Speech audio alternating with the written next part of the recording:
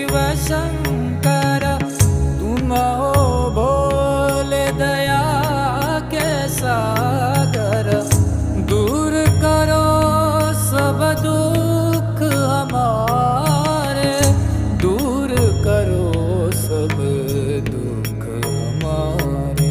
शंभो शंकर नमः शिवाय गिरिजा शंकर।